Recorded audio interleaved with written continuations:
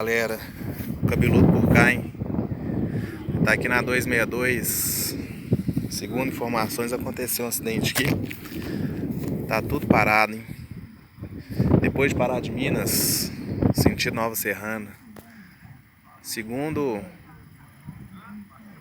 o motorista ali da concessionária, foi uma carreta e uma van.